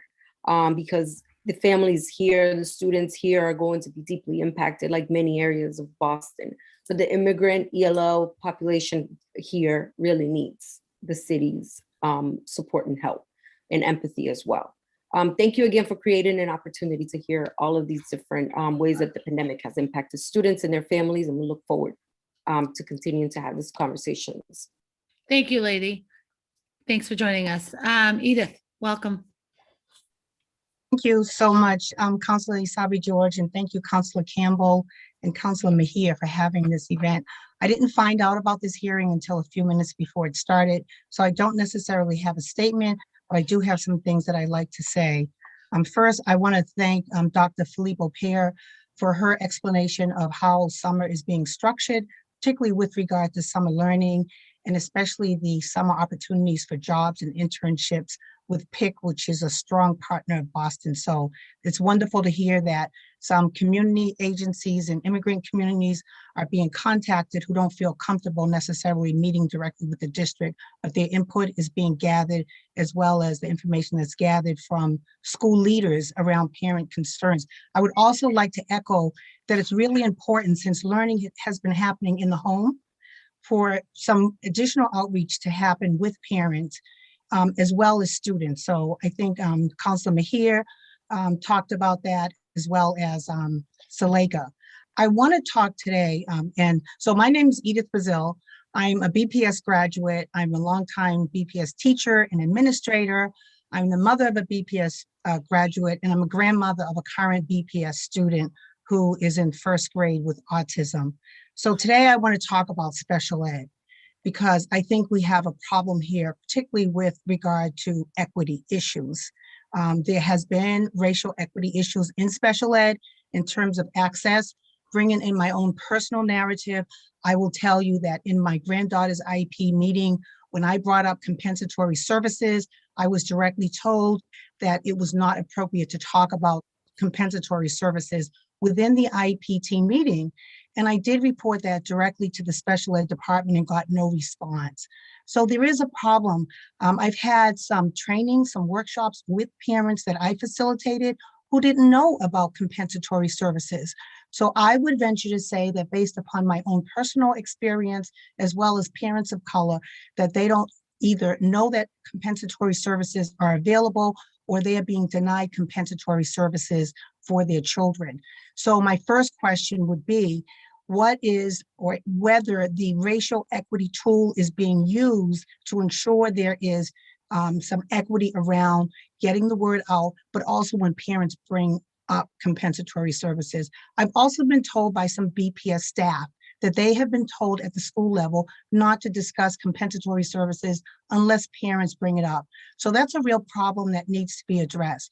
Now, I didn't get a look at the slide closely, but we know that we're getting extra funding because there has been some learning loss, particularly with our highest need students.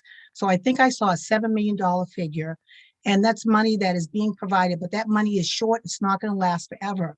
And from what I heard, there are 4,859 seats and 3,332 seats are projected to be taken for this summer of 2021. That leaves about 1,527 seats empty, which is a real problem. That's a third of the seats not being filled for extended school year. So I would ask you to not look at summer planning as a binary, take it or leave it. Parents may not be able to take advantage of what you're offering because of the way in which you're offering it. And I would encourage you to be flexible and speak to parents directly about what services and which services would work for them. So that they're not completely left out. So 1,527 seats, that's a lot of seats, that's a lot of money that's going to go unused. And that should be used for students in some form or fashion. So having some flexibility with that. I also appreciate Counselor Mejia talking about McKinley School. In terms of in-person learning, let me just give you some figures. For the Horace Mann, about 35% of the students are taking advantage of in-person learning. For the Henderson, it's up over 90%. For the McKinley School, for our students, Black and Brown students primarily with social emotional and behavioral challenges, only 10% are taking advantage of in-person learning. I think that needs to be looked at. In terms of looking at those population, I heard it was said that they are eligible, all of the students from McKinley, to enroll in ESY. That is a service that's provided. I want to amplify and say that Wadiko is a wonderful service at McKinley. That partnership is a real support for students, but students will not be able to take advantage of it if they're not in school, if they're chronically absent, if they are not connected with these services. So there's a real equity issue around our Black and Brown, our Black and Latinx students particularly, as well as our English learners who are underperforming at the most lowest level in special education with regard to connecting to these services. So I would like to get some answers on that. You know, my own personal narrative and not getting an answer when I reported from an assistant director who said, well, we can't talk about compensatory services. That is happening, and we need to acknowledge that and repair that, because parents who have knowledge, and for someone who's worked in the district for 32 years, there's nothing that I don't know about special ed. In terms of entitlement, I also serve on the DESE Special Ed Advisory Panel. I was told it wasn't appropriate to talk about compensatory services in my granddaughter's IEP team meeting. So yes, we do have a problem that needs to be addressed. Thank you so much for listening, and I hope I can get some answers. Thank you very much, Ms. Bazil, and I'm sure and I saw Ethan making some notes. Imagine that the team is as well, and we'll get you, I'm sure we'll have a response for you directly, as we don't generally do that through public testimony. At this point, I don't see any other members of the public who are present for public testimony. So Councilor Campbell, Councilor Mejia, Councilor Flynn, if there is a brief last question, but brief, please, as we are at the 2-hour mark now. I'll go to Councilor Mejia and then to Councilor Campbell for final remarks. Yeah, no, thank you. And I don't want to change the way we do business here, but I am curious to the question that Edith did ask and wondering if I can use some of my time to get a response to the question specifically around I don't even know how to say the word. Compensatory services. Yes, Sure. If we thank could you. have a brief response, perhaps, or a comment from a member of the BPS team. Oh, you're on mute. On mute. Sorry about that. And thank you, Ms. Bazile and Councilor Mejia, for your questions around compensatory services. We've worked really hard to set up a system that I've talked about briefly to make sure that students get what they need. We realized very quickly into the process that, as Ms. Bazile mentioned, that equity was going to be a huge issue here, and making sure that students and families that we're able to get the word out about compensatory services, and that we made it possible for students really and families to get what they need. We worked with Parent University and had a number of workshops so that we could get the word out to them, and had translators and everything at those meetings so that it was in the in-home languages, because we know it was new for everybody. And so we really wanted to get the word out. We did do those meetings. We also worked with SpedPAC to get that word out as well. So as well as sending letters out to every single student with disabilities in the district. So we did make efforts to address the equity issue that is real, and that is there with regard to compensatory services. With regard specifically to the meetings, I'm not saying I know everything that happens in the district by any stretch, but we have certainly issued guidance that says that compensatory services may be talked about at IEP meetings, that it can be a tag on to a regular meeting, whether that be an annual review or a reevaluation. So that should be standard practice, and certainly I'm willing to look at where that may not be happening, because again, as a number of you have mentioned, there are a lot of funds out there, and there's no reason for us not to work hard to try and make sure that kids' learning loss and regression is met, and we're working really hard to make that happen. Thank you. And then lastly, with regard to the in-person at McKinley, I would just say that I'm not familiar with that data, but we'll certainly look at that. And also that at the McKinley schools, at all 3 day schools, we made sure that they were eligible for 5 days as of April 26th. So hopefully that makes it easier for some of our most vulnerable students to come back to school sooner. So thank you for that. And I just wanted to just really know and underscore Councilor Campbell's point in terms of paying parents and stipends. And while I do appreciate the whole notion of having family liaisons, I think that we really need to start thinking about a different strategy. I know when I led my organization, we were really intentional about making sure that parents were compensated, because the only people that are not paid are the people who are living these realities. Meanwhile, everyone sitting around the table either works for the district, has a nonprofit. So I think it's really important for us to think about that in terms of compensation, and not everyone is connected or feels comfortable with their family liaison, and people don't trust the district and they don't trust the system. So I think that the more opportunities we can create for parents to actually be the ones that are the leaders of these conversations, then we're going to start really seeing some of these changes, because we just don't feel like we're seen or heard. And I say we because I'm a parent too, right? And I'm a city councilor. Sometimes I don't even feel heard. So I just want to really underscore the importance of really leaning in on the parents and creating space for them to lead and to be compensated for their work, because it's hard to juggle your ends meet and then have to show up to a meeting while everybody's getting paid at the table except you. Thank you, Councilor, Councilor Mejia. Oh, if I may add just very quickly following up on that, the Office of English Learners has started a program that follows along that premise. We call it Parents Helping Parents. At this point, it's a very small program of 8 parents, but the notion is that our parents do have access to networks of communication, and that they have a set of expertise, and we are trying this out to see if our parents of English learners find this setup supportive. Sorry about that. Suleika, I think you had a response also to Councilor Mejia's question. Sorry, so I do not have a response, but I did want to uplift something that Edith said, and also Councilor Mejia, it will add to my answer around your question about how we could think about some of these things going forward. I'm also like the finance co-chair for the Citywide Parent Council, and I know that when it comes to funding, this money that we are getting is temporary and is not always going to be here. So as a parent, I just want to ensure that whenever we do go back into next summer or even September, that a lot of these things that we are adding because of this funding is not taken away in the future, that we could continue to add more as we continue to go on forward. And that was just my question, just making sure that we kind of try to make these things as permanent as we can going forward.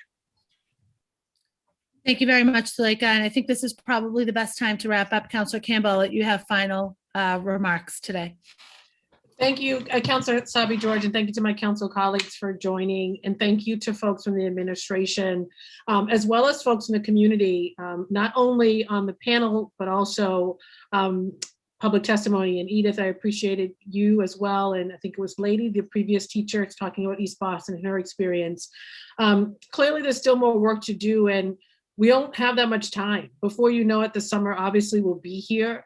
So I look forward to some more updates on just the opportunity to, whether it's stipend educators and teachers, but to do a lot more to prepare for the possibility of planning over the summer for the fall and creating space for our educators to do that in partnership, of course, with school leaders as well. I'm definitely looking forward to more information on the access to tutors and one-on-one tutoring experiences, which we know are incredibly valuable. How do we make sure that more families have access to that experience, particularly with some of these additional federal dollars? On the parent engagement and outreach, we always need to do better. And I firmly believe Suleika, Edith, and so many others, Yi-Chen, there are organizations that are doing great work in partnership with families.